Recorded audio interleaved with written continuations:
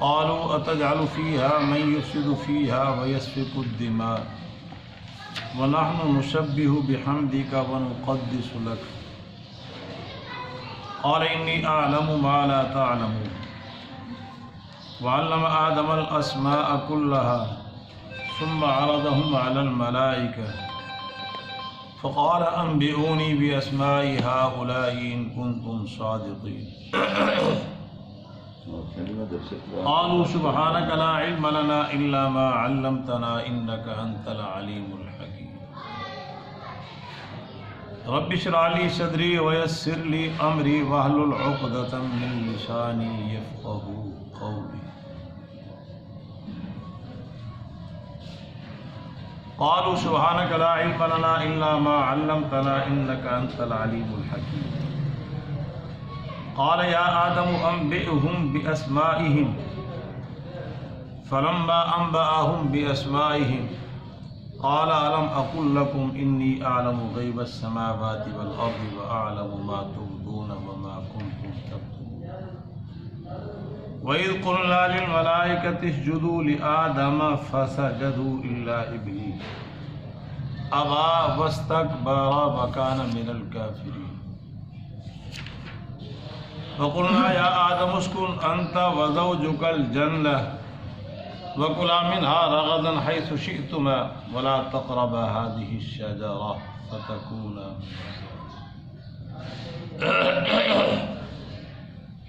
فأذلهما الشيطان عنها فأخرجهما مما كانا فيه وقلنا اهبطوا بعضكم لبعض عدو ولكم في الأرض مستقر ومتاع إلى حين فتلقى آدم من ربه كلمات فتاب عليه إنه هو التواب قلنا اهبطوا منها جميعا فإما يأتينكم مني هدى فمن تبع هداي فلا خوف عليهم ولا هم يحزنون والذين كفروا وكذبوا بآياتنا أولئك أصحاب النار هم فيها خالدون.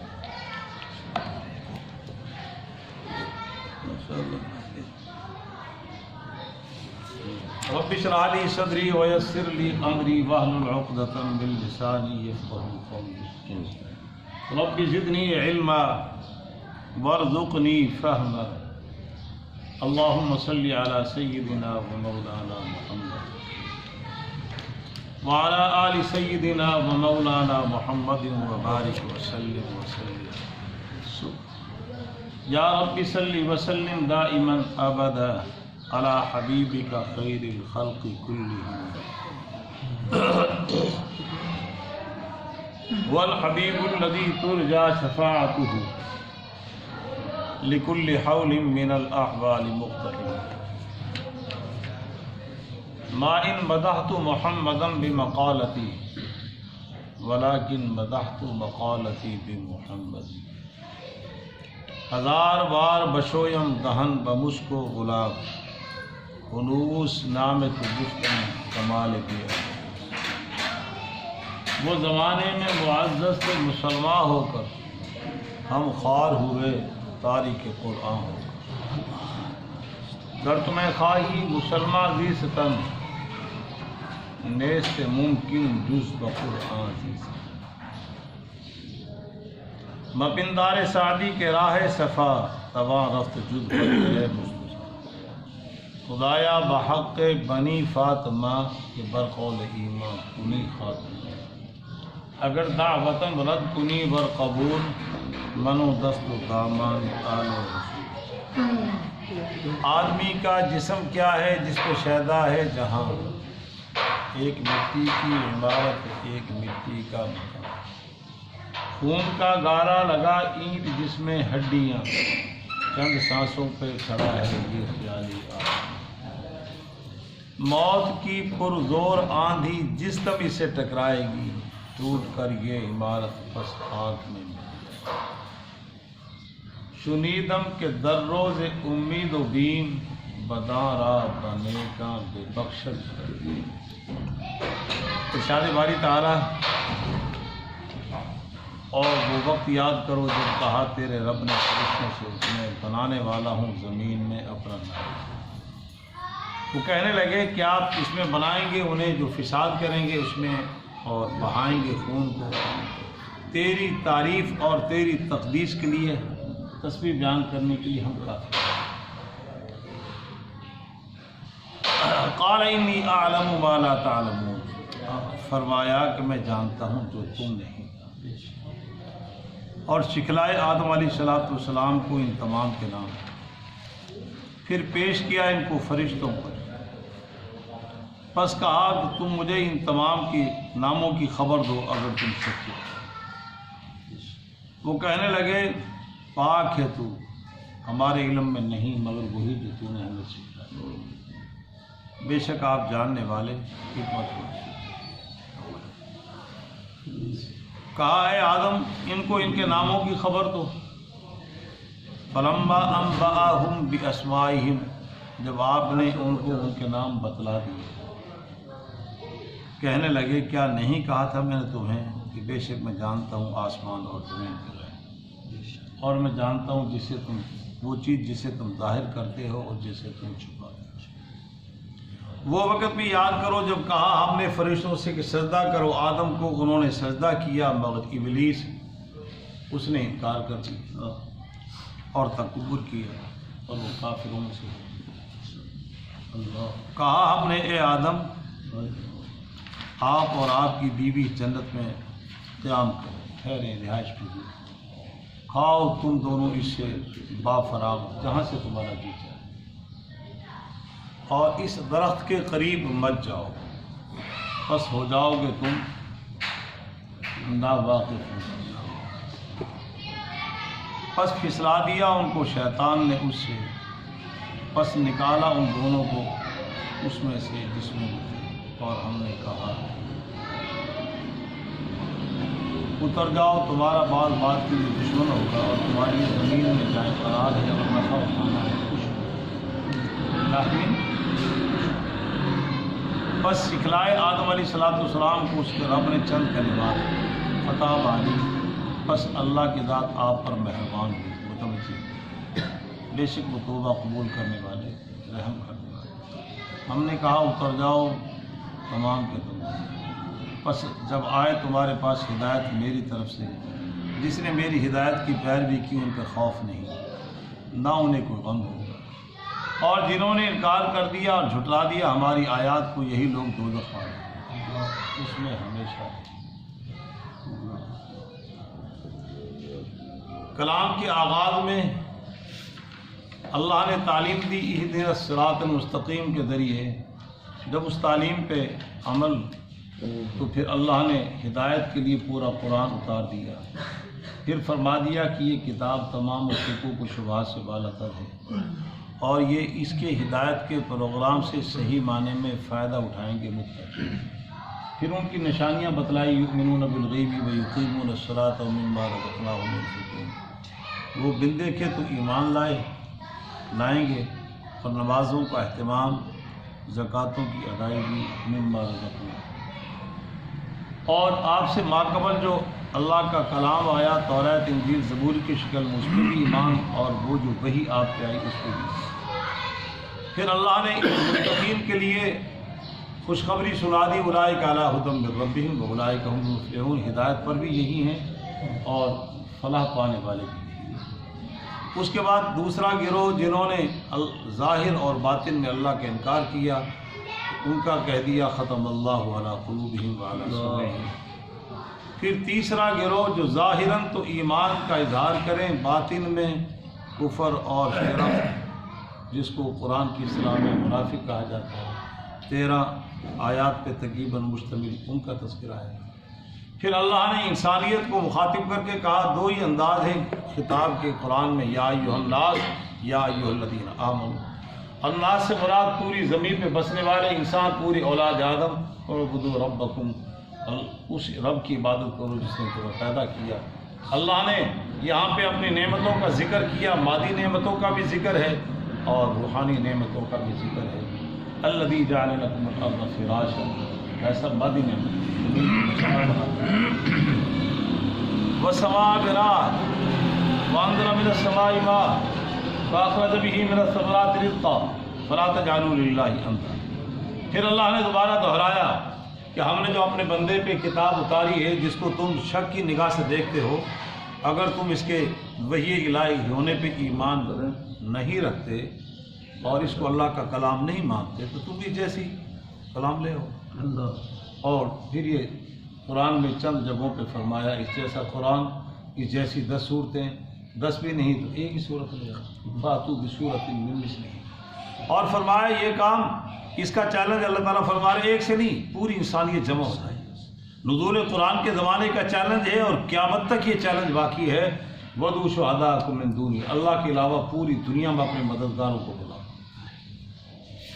فرمایا اللہ نے خود ہی کہہ دیا، اس لیے ما کان ما یکون کا علم ہے اس کے پاس مستقبل کا، ایسا تم ہرگز نہیں کر سکتے، وہی رہ سکتے، کوئی ماں کلام اس کے مقابلے میں کلام ہے۔ تو فرمایا بعد آ جاؤ پھر تم آگ کا ایندھن بنو۔ پھر اللہ نے ایمان لانے والوں کو بشارت دی جنت کی، اور اس کے بعد دنیا کفر نے کہا کہ اللہ تعالیٰ تو مثالیں دیتے ہیں، مچھلی وعنکبوت کی، مکھی کی، یا ایھا الناس ضرب مثل فاستمعوا لہ، ذباب، تو فرمایا اللہ بات کو سمجھانے کے لیے مثال دینے سے حیا نہیں کرتا، مثال بہت۔ پھر اللہ جل جلالہ و منوالہ نے حضرت انسان کو متوجہ کیا کہ اس قرآن کے ذریعے یضل بہ کثیرا و یہدی بہ کثیرا، ایک طبقہ اس کے ذریعے گمراہ ہوگا، اس کا انکار کرتا جائے گا، گمراہی میں اضافہ ہوتا جائے گا، اور ایک طبقہ اس کے ذریعے سے اپنی ہدایت میں اضافہ کرتا جائے گا۔ یہ بھی میرا اللہ کا کلام ہے، یہ بھی میرا اللہ کا کلام ہے، تو اس کی ہدایت میں ہے سب اور اضافہ۔ اور فرمایا جو اللہ کے عہد و پیمان کو توڑ دے اور جس کو جوڑنے کا اللہ نے حکم دیا اس کو کاٹ دے، زمین میں فساد مچائے، وہ لوگ خسارے۔ فرمایا تم قیامت کے دن کا انکار کرتے ہو، ذرا غور و فکر کرو کیسے تم اللہ کا انکار کرتے ہو؟ تم مردہ نہ تھے؟ 60 سال والا 70 سال پہلے کہاں تھا؟ 100 سال والا 110 سال پہلے کہاں تھا؟ اس نے تمہیں زندہ کیا، پھر وجود سے عدم کے پردے میں چلے جاؤ گے، پھر اللہ دوبارہ زندہ کرے گا۔ فرمایا هو الذی خلق لکم ما فی الارض جمیعا، زمین میں جو کچھ ہے اسی نے پیدا کیا اور سب تمہارے لیے، تمہارے لیے بنایا شمس و قمر کو، تمہارے لیے بنایا آسمان زمین کو، تمہارے لیے بنایا دریاؤں کو، پہاڑوں کو، نباتات کو، جمادات کو، یہ انواع و اقسام کے اجناس، یہ سب حیوانات تمہارے لیے، اور حضرت انسان کے لیے فرمایا وما خلقت الجن والانس الا لیعبدون۔ آج جو ہم نے آیت مبارکہ پڑھی ہے رائے صاحب، اس میں اللہ نے حضرت انسان کے آغاز آفرینش کا ذکر فرمایا۔ وہ وقت تو ذرا یاد کرو کہ جب ہم نے فرشتوں سے زمین میں خلافت جس کو دینی تھی ان کا تذکرہ کیا۔ وَإِذْ قَالَ رَبُّكَ لِلْمَلَائِكَةِ إِنِّي جَاعِلٌ فِي الْأَرْضِ خَلِيفَةً۔ اس سے یہ سمجھ میں آ گیا کہ اس کائنات میں جنات کی ان کی پیدائش فرشتوں کی پہلے تھی۔ ماہروں نے لکھا ہے کم و بیش اس کائنات میں 18,000 مخلوق اس وقت، مگر 3 ذوی العقول ہیں ایسا، فرشتے، جنات اور انسان، اور اللہ نے تینوں کا تذکرہ قرآن میں فرمایا، ان کی تخلیق کے مادے کا بھی ذکر فرمایا۔ اللہ نے فرشتوں کو پیدا کیا، اس کا قطعی علم کسی کے پاس۔ روئے زمین کے اسلامی غیر اسلامی مورخین نے آدم علیہ السلام کی بعد کی تاریخ لکھی ہے، اس سے پہلے بھی تفسیر ابن کثیر نے قلم اٹھایا ہے، اس سے پہلے دور پر بھی، مگر وہ قطعی علم نہیں، تاریخ اس سے پہلے بھی دور ہے، کیا تھا وہ اس پہ اٹھایا قلم، مگر اتنی یقینی بات ہے کہ حضرت انسان تو نہ تھا اس وقت، فرشتے تھے، اور فرشتوں کے بعد اللہ نے جنات کو پیدا فرمایا، چونکہ اس سے اندازہ ہو رہا ہے واضح کہ ہم نے جب یہ تذکرہ کیا تو پھر فرشتوں نے یہ کہا تو اس میں جنات کا تذکرہ۔ انی جاعل فی الارض خلیفہ، رائے خلیفہ کسے کہتے ہیں؟ خلف یخلف اس کا معنی ہے بعد میں آنا۔ ہمارے ہاں عمومی طور پہ باپ کے بعد بیٹا آ رہا ہے، اس کا جانشین ہے۔ والذی جعلکم خلائف فی الارض، قرآن کی ایک آیت میں ہے وہی ذات ہے جس نے تمہیں خلیفہ بنایا، نائب بنایا۔ یہاں سے مراد یہ زمین میں اپنا نائب، زمین میں اپنا نائب، اور یہ بھی سمجھ میں آ گیا ایک آیت اور اگر اس کو ساتھ ملایا جائے تو بڑا واضح ہو جائے گا، وعد اللہ الذین آمنوا منکم وعملوا الصالحات لیستخلفنہم فی الارض، اللہ نے ایمان والوں سے وعدہ کیا کہ ہم تمہیں زمین کی نیابت ضرور دیں گے، خلافت دیں گے۔ تو سمجھ میں آ گیا کہ جو خلیفہ ہے، جو نائب ہے، اس نے اپنا قانون، اپنا نظام نافذ نہیں کرنا، نظام اس کا ہوگا، نفاذ وہ کرے گا، اپنی طرف سے کچھ نہیں کرنا، اس نے قانون اللہ کا ہوگا، نائب نے اسی کو نافذ کرنا ہے۔ چنانچہ بذریعہ وحی آدم علیہ السلام سے لے کر امام الانبیاء جناب محمد کا حکم کہاں سے آ رہا ہے؟ وہ زمین پہ نافذ کر رہے ہیں۔ اور یہ بھی ہے کہ جو خلافت کا نظام ہے، انبیاء کے بعد پھر بھی خلافت کا نظام چلے گا، اور اس کا پھر تعین اللہ کی طرف سے نہیں ہے، وہ ان پہ امت پہ امور مشورے کے تحلیے چھوڑ دیا گیا کہ اپنا خلیفہ خود منتخب کرے۔ امام الانبیاء کے وصال کے بعد جناب صدیق اکبر رضی اللہ تعالیٰ عنہ کی خلافت کو باہمی مشورے سے، گو اشارات تھے کہ جناب صدیق اکبر کی خلافت کے بڑے واضح اشارات تھے، مگر واضح رائے سب تعین نہ تھا۔ چنانچہ امام الانبیاء کے پردہ فرمانے کے بعد، دنیا سے رحلت فرمانے کے بعد، سارے معاملات خلیفہ نے طے کیے۔ اختلاف یہاں تک تھا کہ آپ کی تدفین کہاں ہو، بعض کی رائے مکے میں، بعض کی رائے مدینے میں، بعض کی بیت المقدس کی رائے تھی۔ مہاجرین کہتے تھے کہ مکے میں ہو، انصار کہتے تھے مدینے میں ہو، اختلاف موجود ہے، مگر امام الانبیاء جناب محمد رسول کی وصال کے بعد جناب صدیق اکبر کی پہلے خلافت کا انتخاب ہوا۔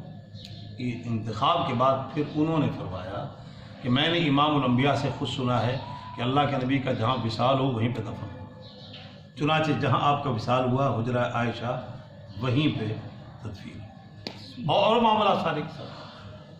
تو فرمایا انی جاعل فی الارض خلیفہ، میں زمین میں اپنا نائب بنانا۔ فرشتوں نے جملہ کہا کہ آپ زمین میں نائب بنائیں گے جو زمین میں فساد کریں، زمین میں خون بہائیں گے۔ یہ ان کو کہاں سے اندازہ ہوا؟ اس لیے انسانیت کی پیدائش سے پہلے جنات کی پیدائش ہو چکی تھی۔ ملائکہ کی جو پیدائش ہے وہ تو ہے نور سے، نور بھی وہ تھوڑا سا میں آپ کو متوجہ کر دوں کہ جناب موسیٰ کلیم جب آ رہے تھے اپنے سسرال سے، تو اماں جان کو درد ہے، اس کے لیے آگ کی ضرورت، تو آپ نے دیکھا وہ آگ ہے درخت پر، جیسے جیسے قریب جائیں بظاہر دیکھنے کو وہ آگ تھی، مگر آگ کا کام، شکل تو آگ میں تھی، آگ کا کام جلانا، مگر وہاں تو پتوں پہ انوارات تھے، وہ پتوں کی سرسبز و شادابی کو تیز کر رہی تھی۔ اس نور سے اللہ نے ملائکہ کو بنایا۔ پھر ملائکہ میں سب سے اعلیٰ درجہ ان کا ہے جو عرش الہی کو تھامے ہوئے، اس کے بعد حافین کا جو اس کے ارد گرد ہے، اس کے بعد اوپر والے، پھر آسمان والے، پھر فضا والے، پھر زمین والے، وہ ملائے اعلیٰ ہیں، یہ ملائے اسفل درجہ ہوگا۔ اور ان میں بھی پھر چار ہیں، چار میں پھر سیدنا جبریل علیہ السلام۔ اسی طرح جنات کی پیدائش ہے، اس کا بھی قرآن میں ذکر موجود ہے، وَالْجَانَّ خَلَقْنَاهُ مِن نَارِ السَّمُومِ، وہ آگ سے ہم نے جنات کو پیدا کیا، ان پہ مادہ غلبہ، وہ آگ اور ہوا، اس میں آگ کا غلبہ دھواں آگ۔ جب انسان کی باری آئی تو قرآن نے اس کا بھی کہا کہ ہم نے اس کو بنایا، خَلَقْنَا الْإِنسَانَ مِن صَلْصَالٍ مِّنْ حَمَإٍ، بجنے والی مٹی سے، کھڑکنے والی۔ وہ ہمارے لاہوری بچے تو نہیں سمجھتے بجنے والی کھڑکنے والی کون سی ہے، ایسا وہ آپ پنڈا سے جدو ہوندے سے بارش تو بعد زمین خشک ہوتی سی تے اتنے ہلکی جی زمین کا جناب بھی اس کے لیے اردو میں تو مجھے تو نہیں آ رہا ہے، سب شاید اوپر تیسی جو بن جاتی تھی پیپڑیاں، وہ بجنے والی ہوتی، بچے اسے کھیلتے تھے۔ تو یہ خلقنا الانسان من صلصال من حماء مسنون، بجنے والی بھی۔ اور ویسے بھی ہم یہ کنکریاں جو ہیں بجتی ہیں، ایک تذکرہ۔ دوسرا فرمایا خلقہ من تراب، تراب مٹی اس کے ایک ذکر قرآن میں. تیسرا فرمایا خلقہ من طین، تین سے، طا سے، تین مٹی. تین جگہ انسان کی تخلیق کا ذکر ہے. مفہوم اس کا خلاصہ کہ ہم نے انسان کو مٹی سے بنایا، اور اس میں چار مادے ہیں: آگ، پانی، ہوا اور مٹی. مٹی کا اس پہ غلبہ ہے. اور پھر یہاں تک بھی مفسر حضرات نے لکھا ہے کہ جیسی مٹی کی صورت ہے، تاثیر ہے، ایسے ہی انسان کو جہاں جہاں سے لیا گیا ہے وہی تاثیر ہے اس کے اندر، وہی رنگت ہے اس کے اندر. مٹی وہ رنگت کے اعتبار سے بالکل سیاہ بھی ہے تو ہمارے سوڈانی، اور مٹی بالکل سفید بھی ہے وہ ہمارے ٹھنڈے علاقوں کے رہنے والے مغورہ سوات کے اور وہ برطانیہ کے. اور مٹی جو اس طرح سے بھی گندمی رنگ کی ہمارا یہ. تو فرمایا تین مخلوق، یہ جو جنات تھے ان کی طبیعت میں آگ سے بنے، ان کی سرشت میں وہی شیطانیت، اچھلنا کودنا، آگ کا کام جلانا. تو ان کی حرکات اور سکنات اور شرارتوں کو دیکھ کے فرشتوں نے یہ چیز سامنے رکھی کہ آپ ایسی مخلوق ہوگی، وہ بھی انہی کی طرف لڑائی جھگڑے کریں گے، قتل و غارت کریں گے، خون بہائیں گے، فساد کریں گے، دھیگا مستی کریں گے. تو اے اللہ، اگر تو مقصد تسبیح و تحلیل، سبحان اللہ، الحمدللہ، اللہ اکبر اور پاکیزگی بیان کرنا، اس کے لیے ہم کافی. نحن نسبح بحمدک ونقدس لک. اللہ نے فرمایا قال انی اعلم ما لا تعلمون، میں جانتا ہوں جو تم نہیں. اب مقصد صرف یہ نہیں، مقصد نیابت کہ زمین میں ہمارا حکم وہ نافذ کرے. مقصد صرف تسبیح و تحلیل نہیں ہے. فرمایا علم آدم الاسماء کلھا. اللہ جل جلالہ و والو نے آدم علیہ السلام کو پیدا فرما دیا. پیدا فرمانے کے بعد فرشتوں کا امتحان لے لیا. فرشتے بھی سامنے آ گئے، آدم علیہ السلام بھی سامنے، اور سب کو اپنے وہ نام سیکھ لائے. ایسا توجہ، علم آدم الاسماء کلھا، سب کے نام سیکھ لائے. وہ ایک کلاس ہے، فرشتے بھی سن رہے ہیں، آدم علیہ السلام بھی سن رہے ہیں. وہ نام جو سکھلائے اس سے مراد کیا ہے؟ اس میں مختلف قول مختلف حضرات نے، اللہ نے اپنے نام سکھلائے، اسماء الحسنی سکھلائے. بعض کہتے ہیں انواع و اقسام اور حیوانات ان کے نام سکھلائے جو ضروریات زندگی میں شامل ہیں. حضرت عبداللہ ابن عباس رضی اللہ عنہ فرماتے ہیں کہ ضروریات زندگی کی جو چیزیں ہیں تمام تفصیلی جزیات نہیں، موٹی موٹی چیزیں. یہ توا ہے، اس میں روٹی پکانی ہے، یہ ہانڈی ہے، یہ ڈوئی ہے، یہ سواری ہے، اس طرح سے یہ چیزیں ضروریات زندگی کی چیزیں وہ سکھلائیں ساری. وہ سکھلانے کے بعد پھر ثم عرضهم علی الملائکہ، پھر ان کو فرشتوں کے سامنے پیش کیا. فقال انبئونی باسماء ہؤلاء، ان چیزوں کا نام بتلاؤ. فرشتے خاموش،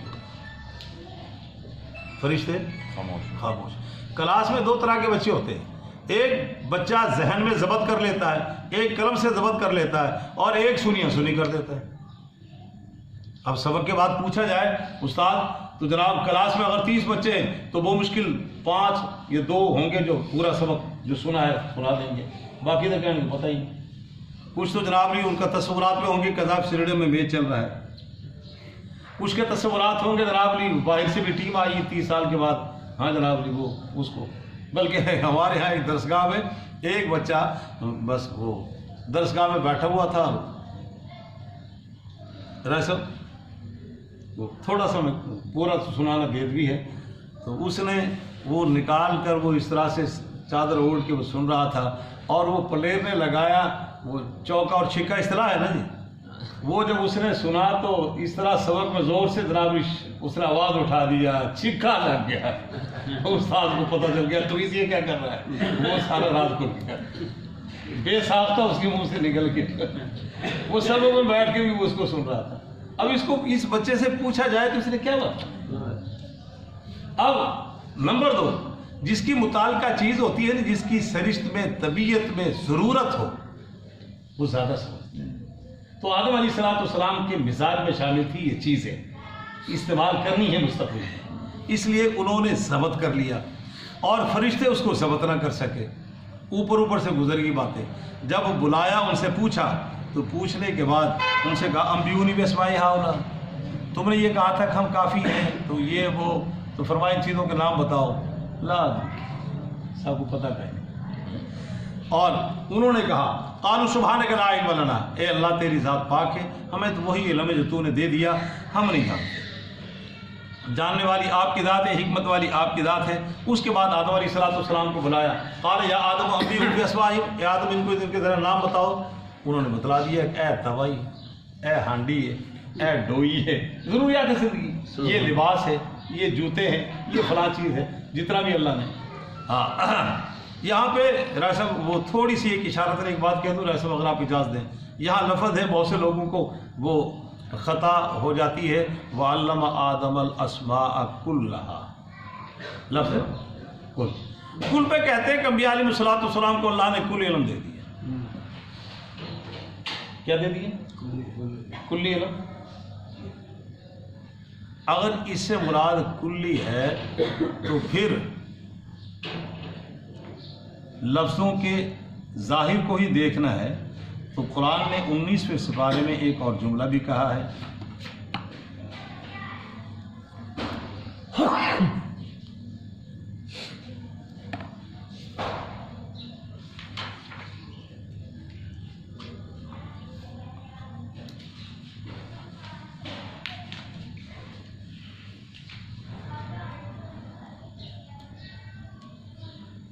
علمنا منطق الطیر وأوتینا من کل شیء،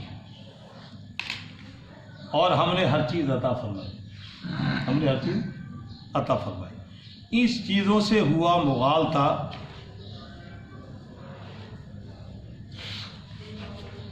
احباب کو، مگر ایسا نہیں۔ سیدنا سلیمان علیہ السلام ہی کے واقعے میں یہیں پہ جو بھی میں نے نکالا تھا،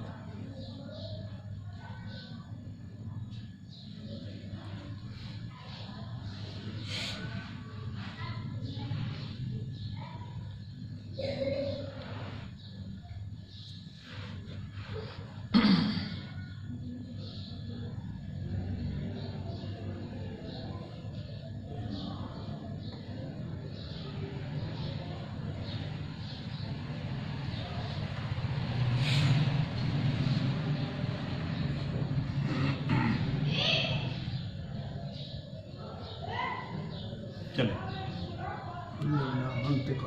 نہیں آگے ابھی آگے تو 14ویں سپارے کی ایک آیت مبارکہ ہے،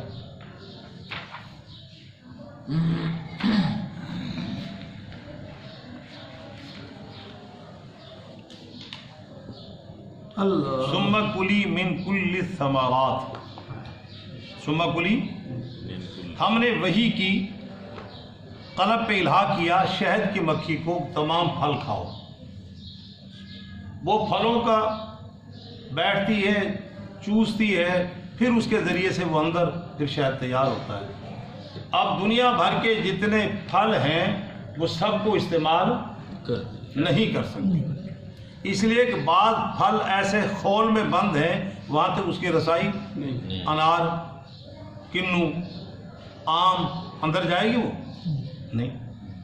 وہ جو اوپن قسم کے پھل ہیں وہ جو اس کے استعمال میں ہیں، کل سے مراد وہ ہیں، سارے نہیں۔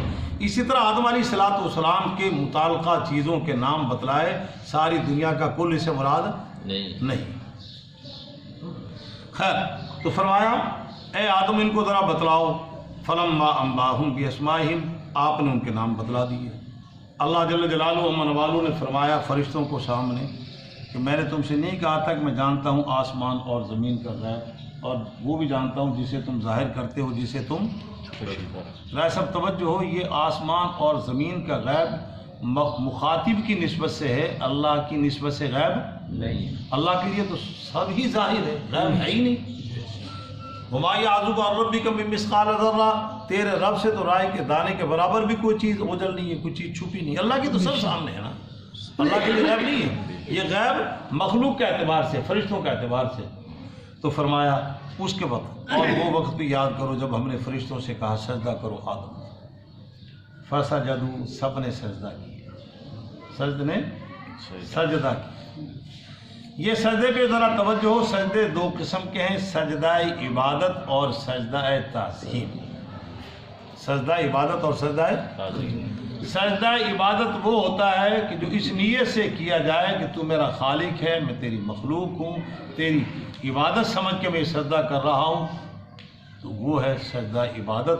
وہ آدم علیہ السلام سے لے کے عیسیٰ روح اللہ اور امام الانبیاء جناب محمد کی شریعت، آپ آخری نبی ہیں، قیامت تک ہر دور میں یہ سجدہ کفر ہے، کسی اور کو یہ سجدہ کسی اور کے لیے، سجدہ عبادت کسی اور کے لیے نہیں ہے۔ اور ایک ہے سجدہ تعظیمی، اس کا تصور ہے وہ مخلوق کے لیے جائز تھا، چنانچہ حدیث میں آتا ہے امام الانبیاء کے صاحب نے جب وہ رکھا اصحاب رسول نے کہ یا رسول اللہ ہم نے دیکھا کہ لوگ کیسر و کسریٰ کو سجدہ کرتے ہیں تعظیمی، تو کیا ہم نہ آپ کو سجدہ کریں؟ فرمایا نہیں، میری امت میں یہ بھی حرام ہے۔ اگر جائز ہوتا تو میں عورتوں کو حکم دیتا کہ وہ اپنے شوہروں کو سجدہ کریں، اب کسی انسان کو انسان کے لیے سجدہ کرنا جائز نہیں ہے۔ وہ سجدہ یہی وہ سجدہ تعظیمی تھا، یہی وہ سجدہ تعظیمی تھا کہ جو یوسف علیہ السلام نے خواب میں دیکھا، انی رأیت احد عشر کوکبا والشمس والقمر رأیتہم لی ساجدین۔ پھر وہ ایک وقت آیا کہ آپ نے والدین کو اور اپنے بھائیوں کو، آپ کے بھائیوں نے اور انہوں نے والدین نے سجدہ تعظیمی کیا۔ ظاہراً شکل دونوں کی ایک ہے، مگر اس نیت پہ دار و مدار ہے کہ یہ نیت عبادت کی کر رہا ہے یا تعظیم کی کر رہا ہے۔ اب سجدہ تعظیمی پہلی امتوں میں جائز تھا، اس امت میں وہ بھی حرام ہے۔ چنانچہ فقہا نے لکھا ہے اگر ایک شخص اپنے جیسے انسان کو سجدہ کر رہا ہے، زندہ کو یا مردہ کو، مزاروں پہ یا خانقاہوں میں، مزاروں پہ یا پنجاب کی سرزمین پہ یا سندھ میں ایک پیر صاحب کو سجدہ کرتے ہیں لوگ ابھی بھی، راستہ آگے ذہن میں، ہاں پنجاب میں بھی کرتے ہیں، میں نے کہہ دیا نا، زندوں کو یا خانقاہوں پر یا مزاروں میں سجدہ۔ پنجاب میں بھی زندوں کو دیکھ رہے ہیں۔ اب اس سجدے کے دوران سجدہ کرنے والے سے پوچھا جائے گا عبادت سمجھ کے کیا ہے؟ فوری طور پہ فتویٰ لگانا یہ بھی ٹھیک نہیں، کسی کے اسلام کو فوراً چیلنج کر دینا، کسی کو فوراً کافر مشرک بنانا مناسب نہیں، بڑا حساس معاملہ ہے۔ اگر اس نے عبادت کی نیت سے کیا ہے تو دار اسلام سے خارج ہے، اور اگر اس نے ایسے ہی کیا ہے بس نیت ہی کا ہی نہیں، کچھ بھی نہیں، تو اور حرام کاموں کی طرح شراب حرام، چوری حرام، ڈکیتی حرام، جس طرح اور حرام کاموں کا ارتکاب ہے، یہ بھی انہی کی طرح ایک حرام عمل کا مرتکب، گناہ کبیرہ ہوگا، ایسا بات سمجھیے۔ تو ایک جرم جو حرمت کے درجے میں ہے، گویا کس نے بھی اس کا ارتکاب کیا ہے، فاسق ہے، فاجر ہے، کافر نہیں ہوگا، مشرک نہیں۔ اور اگر عبادت کی نیت سے کیا ہے، جو وہی تعظیم جو اللہ کی وہی ان کی ہے، تو دار اسلام سے خارج ہے۔ تو فرمایا ہم نے فرشتوں کو حکم دیا سجدہ کرو، انہوں نے سجدہ کیا۔ رائے صاحب، اور بعد نے یہاں پہ لکھا ہے کہ یہ سجدہ عبادت، یہاں پہ وہ ایک بڑا مشہور مناظر گزرا ہے ہندوستان کی سرزمین پہ ہندوؤں کا، اس نے اعتراض کیا مولانا قاسم نانوتوی رحمۃ اللہ علیہ کے سامنے کہ اگر ہم بتوں کو سجدہ کریں تو تم اعتراض کرتے ہو، تو تم بھی تو بیت اللہ کو سجدہ کرتے ہو، وہ بھی تو ایک عمارت ہے، وہ بھی تو ایک عمارت ہے۔ مولانا نانوتوی رحمۃ اللہ علیہ فرمانے لگے اگر بیت اللہ کا وجود منہدم ہو جائے تو پھر بھی ہم سجدہ کریں گے، تم بت کو ہٹا کے سجدہ کرو گے؟ ہمارا سجدہ بیت اللہ کے وجود کو، وہ عبادت کو، تعمیر کو نہیں ہے، اللہ کے حکم کو ہے، اور تم اس کو کر رہے ہو۔ تو بعض مسلم حضرات نے لکھا ہے کہ وہ آدم علیہ السلام کا جہت اور سمت متعین کر کے اللہ نے حکم دیا تھا، جس طرح بیت اللہ کی جہت کو ہم سجدہ کر رہے ہیں، یہ آدم کو سجدہ نہیں تھا، یہ سجدہ آدم کو نہیں تھا، ان کی جہت کو تھا جدب آدم علیہ السلام۔ خیر، تو اللہ ابلیس نے انکار کر دیا، اور اس نے انکار جب کیا تو اللہ تعالیٰ نے فرمایا قال ما منعک الا تسجد اذ امرتک، پر تجھے سجدہ کرنے سے گریزہ کیوں ہوا، کسی نے روک دیا، سجدہ کیوں نہیں کیا؟ وہ بدبخت کہتا قال انا خیر منہ، میں بہتر ہوں، آپ نے مجھے آگ سے بنایا کہ مٹی سے بنایا، میں اس قابل ہوں کہ آدم علیہ السلام مجھے سجدہ کرے۔ بعض کہتے ہیں جناب وہ تو حکم تو فرشتوں کا تھا، یہ مخاطب میں شامل نہ تھا، شامل تھا، گو ملائکہ میں سے نہیں تھا مگر یہ شامل تھا۔ 16 سپارہ وَإِذْ قُلْنَا لِلْمَلَائِكَةِ اسْجُدُوا لِآدَمَ فَسَجَدُوا إِلَّا إِبْلِيسَ كَانَ مِنَ الْجِنِّ، ہے تو وہ جن مگر اس حکم میں مخاطب وہ بھی تھا۔ فَفَسَقَ عَنْ أَمْرِ رَبِّهِ، اس نے اپنے رب کے حکم کی نافرمانی کی۔ تو فرمایا الا ابلیس ابا واستکبر، اس نے انکار کیا اور تکبر کیا اور وہ کافروں میں سے ہو گیا۔ نظام الدین اولیاء رحمۃ اللہ علیہ کے مریدین میں سے ایک شخص اس نے کتاب لکھی ہے، میں نے ایک بک کے اندر پڑھا ہے، اور وہ فرماتے ہیں کہ یہ خبیث 7 لاکھ سال تک عبادتیں کرتا ہے، 7 لاکھ سال تک اللہ کے حضور عبادت ایک سجدے کے اندر دار اسلام سے خارج۔ اور ہم ذرا غور کر کے دیکھیں کہ نماز فجر میں 4 رکعتیں، 2 سنت 2 فرض، کتنے سجدے ہو گئے؟ ہر رکعت میں 2 سجدے، 8۔ ظہر کے کتنے، عصر کے کتنے، مغرب کے کتنے، عشاء کے کتنے؟ جو بندہ 5 نماز نہیں پڑھ رہا کتنے سجدوں کا انکار کرتا ہے؟ ہم نے انکار ہے۔ اور ایک بزرگ نے کتاب لکھی ہے، اس میں آدم سیدنا موسیٰ علیہ السلام کا واقعہ لکھا ہے، وہ تشریف لے جا رہے تھے کوہ طور پہ، تو اس میں یہ انسانی شکل میں آ کے میرا ابلیس کہنے لگے اللہ کے حضور میری فریاد کر دیں کہ مجھے بھی توبہ ہو جائے، گنجائش ہو جائے۔ نہیں، سیدنا موسیٰ کلیم نے کوہ طور پہ اس کے لیے کہا لو یہ مسئلہ حل ہو گیا، اب بدبختوں میں ہدایت مل گئی تو ساری دنیا جناب علی سیدھے راتوں پہ۔ تو اللہ جل جلالہ من والوں کے سامنے مسئلہ رکھا سفارش کا کہ وہ شیطان مجھے ملا ہے اور وہ بھی توبہ کے طلبگار ہے، فرمایا جاؤ اس کو کہہ دو، اسے بھی ہم معاف کر دیں گے، میں تو غفار ہوں، معاف کر دیں گے۔ اس وقت ہم نے کہا تھا آدم کو سجدہ کرے، وہ آدم کی قبر کو کر لے۔ بدبخت کہتا ہے جب میں زندہ نہیں کیتا تو قبر نو کیوں کرا، کتنا بڑا مواحد ہے۔ جب میں نے زندہ کو نہیں کیا تو اس کو کیوں کروں، مردہ کو کیوں کروں؟ استغفر اللہ معاذ اللہ، جب دنیا سے چلے گئے تو ان کو کیوں کروں، کیونکہ قبر کی جگہ متعین ان کی۔ ہاں، تو فرمایا وَقُلْنَا يَا آدَمُ اسْكُنْ أَنْتَ وَزَوْجُكَ الْجَنَّةَ، ہم نے کہا اے آدم آپ اور آپ کی اہلیہ محترمہ وہ جنت میں ٹھہرے۔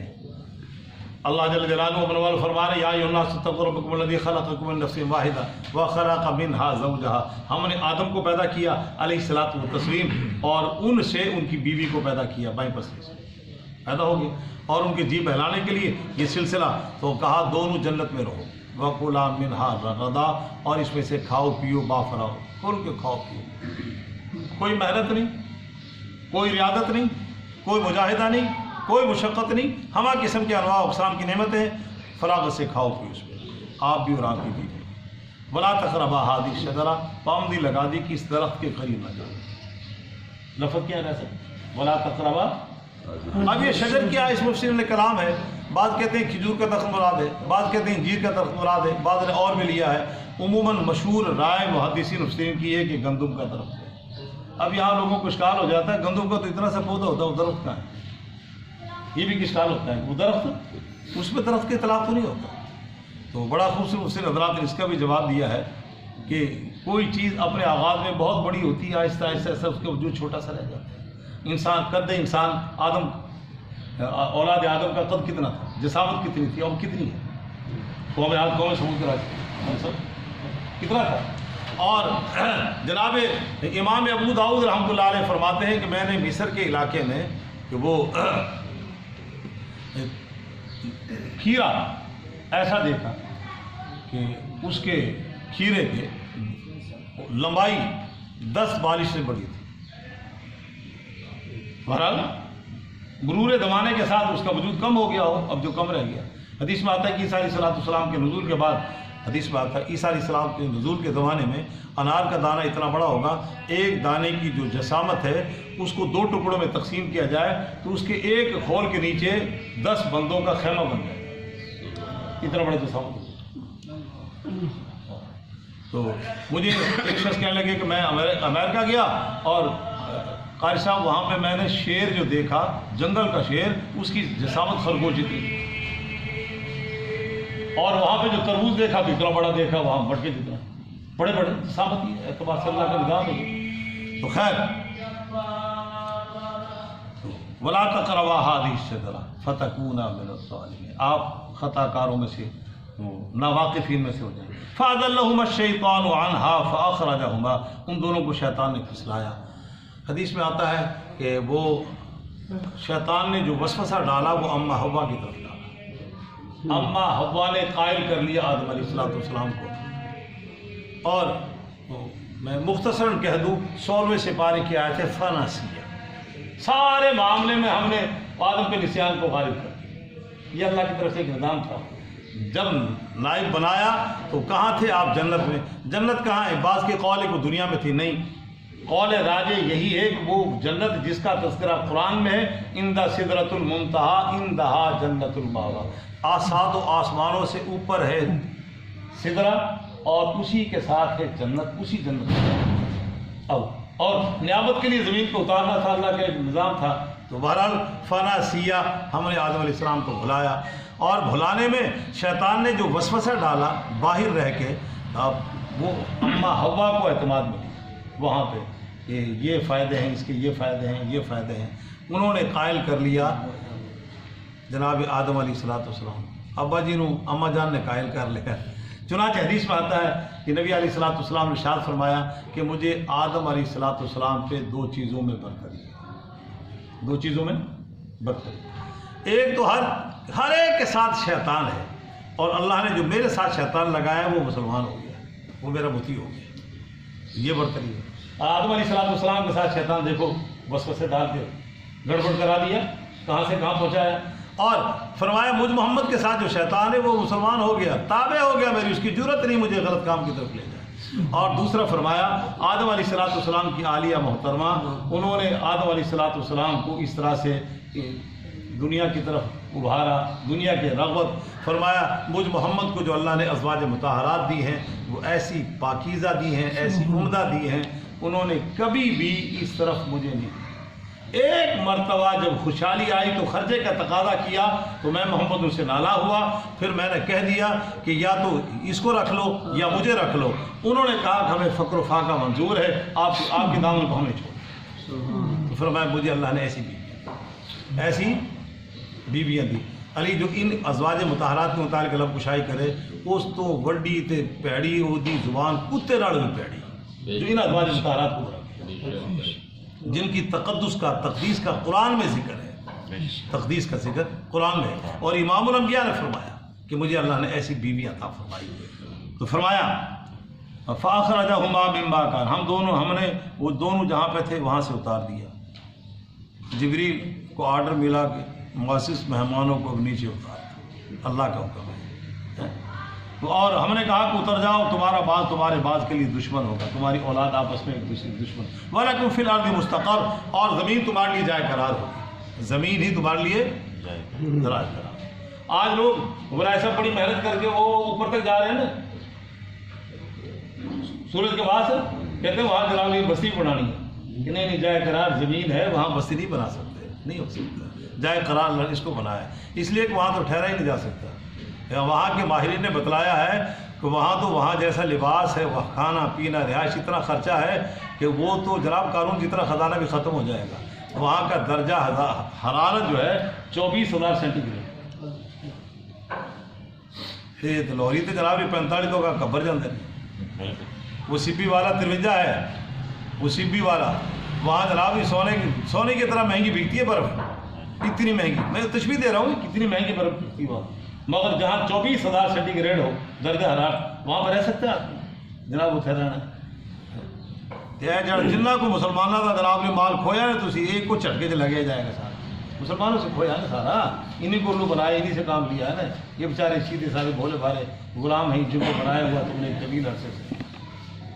یہ بھی ہیں بیچارے سیدھے سادھے، غلامی سے نکلنے کی کوشش ہی نہیں کرتے. نا بڑے سیدھے تھے، بڑے بولے سیدھے نہ ہوتے تو شام تک بھی جناب امریکہ دی آنکھیں لگتے رہتے ہیں. دسو کوئی ایک آزادی کا کام کیا ہوگا صاحب. وَلَكُمْ فِي الْأَرْضِ مُسْتَقَرٌّ، اور تمہارے لیے زمین میں جائے قرار ہے اور نفع اٹھانا ہے کچھ مدت تک، ایک عرصے یہاں پہ قیام ہوگا. فَتَلَقَّىٰ آدَمُ مِن رَبِّهِ كَلِمَاتٍ، پھر اس کے بعد آدم علیہ السلام نے اپنے رب سے کچھ کلمات حاصل کیے. حدیث میں آتا ہے کہ آدم علیہ السلام زمین پہ پھرے، زار و قطار روتے رہے۔ ایک روایت میں ہے آدم علیہ السلام کا آنسو جمع کیے جائیں، پوری اولاد آدم کے جمع کیے جائیں تو آدم کے آنسو ان پہ غالب ہیں۔ اتنے آسان، ہاں پوری اولاد آدم، اتنے اللہ کی خشیت کا عالم یہ ہے۔ تو پھر آدم علیہ السلام کے متعلق فرمایا ہم نے کچھ کلمات سکھلائے۔ وہ کلمات کیا ہیں؟ اللہ نے وہ کلمات جو ان کو سکھلائے وہ اس نبی کی پہ نازل ہونے والی کتاب کا حصہ بنا دیا کہ انہوں نے ایک دفعہ جملے کہے اور تم بھی کہہ لو، ہم بھی کہہ لیں، ہمیں موقع دے دیا۔ وہ کیا ہے؟ فتاب علیہ، وہ پھر اللہ آپ یہ تاب یتوب راسب، یہ جو ہے جملہ زمانی ہے، زو جہت ہے۔ اگر اس کی اللہ کی طرف توجہ ہو تابہ کی تو اس کا معنی ہوتا ہے اللہ کی مہربانی، متوجہ۔ اور اگر بندے کی طرف یا ایھا الذین آمنوا توبوا الی اللہ، تم توبہ کرو، اس کا مطلب یہ ہوتا ہے کہ اپنی ندامت اور اپنی عاجزی کو اللہ کے سامنے پیش کر دو۔ تو فرمایا انہ هو التواب الرحیم، اللہ توبہ قبول کرنے والا، رحم کرنے والا۔ وہ الفاظ کیا ہیں؟ 8ویں سپارے میں موجود ہے، ربنا ظلمنا انفسنا وان لم تغفر لنا وترحمنا لنکونن من الخاسرین۔ دوبارہ حکم ہوا، پہلا حکم عتاب کا ہے اور دوسرا حکم مہربانی کے ساتھ ہے، اتر جاؤ تم سارے کے سارے۔